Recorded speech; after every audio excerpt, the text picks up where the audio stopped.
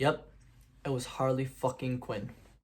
Hello everybody, welcome to a new YouTube video. If you're new to the channel, don't forget to like and subscribe so you can get more content like this.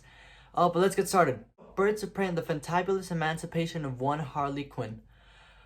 Going into this movie, I thought it was gonna be not great.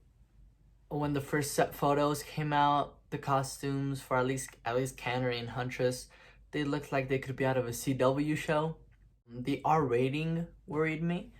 Usually R ratings don't worry me when it comes to a comic book movie, but for some reason, for this one it did.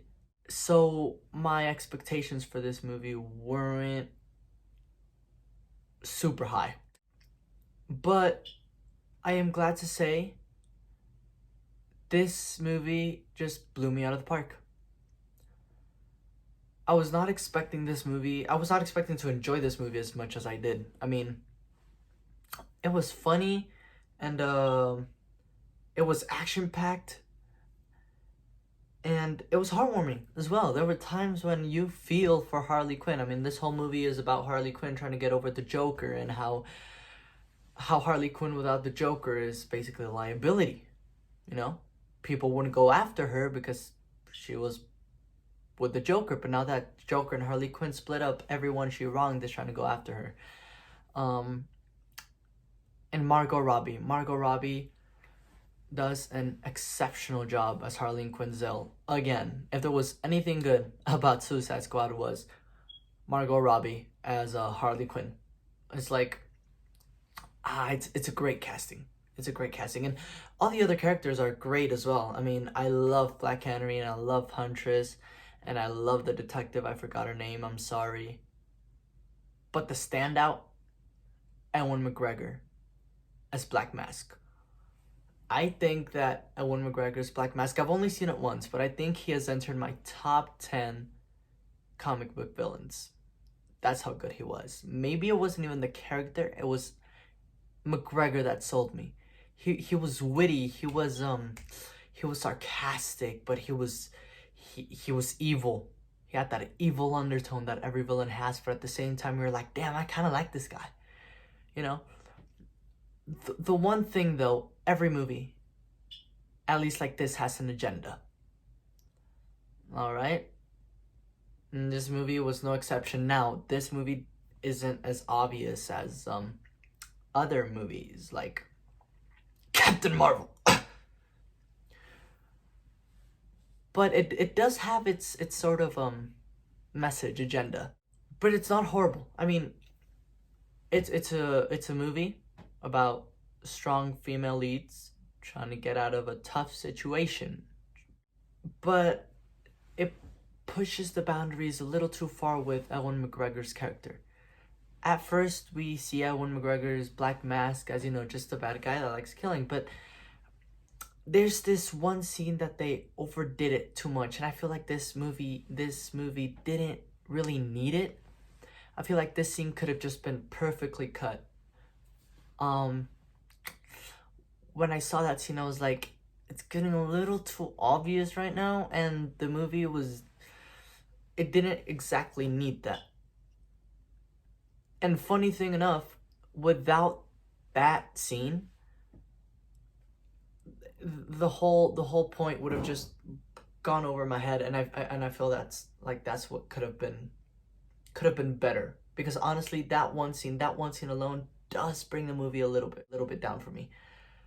But other than that, I loved Black Mask. He was funny.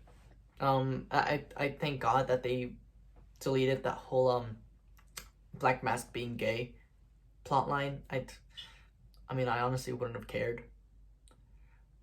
There's no post-credit scene. It just ends. There's a little voiceover of Harley Quinn talking about Batman, but that's it. Let's talk about my big standouts in the movie. I already said Ewan McGregor's Black Mask is amazing. The action set pieces were great.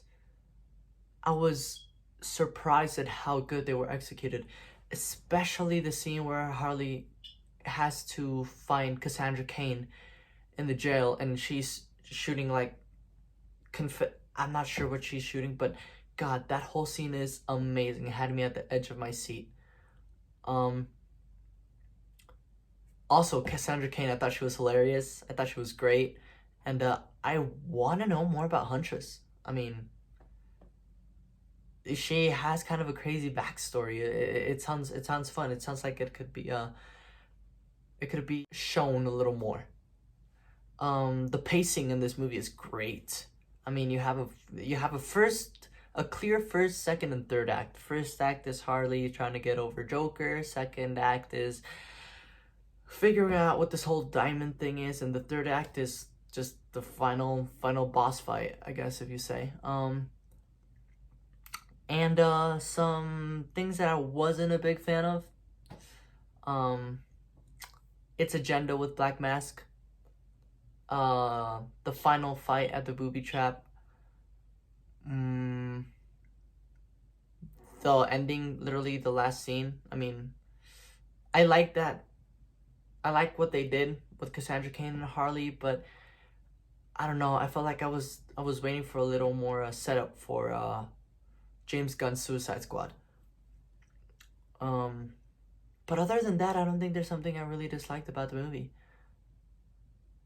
And I feel like DC has taken a step in the right direction. Shazam, Joker, Birds of Prey have all been amazing. And I hope they keep it up. Wonder Woman 1984 looks amazing as well. So, I mean, I hope they step up their game even more. I mean, the first one was okay, average at most. I don't really see the appeal to the first Wonder Woman movie, but the second one looks amazing. And yeah, Birds of Prey and the Fantabulous Emancipation of Harley Quinn, 8.3 out of 10.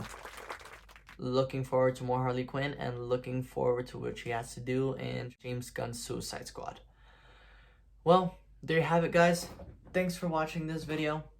If you liked it, don't forget to like, subscribe, and as always, stay tuned for more. Thank you, boys.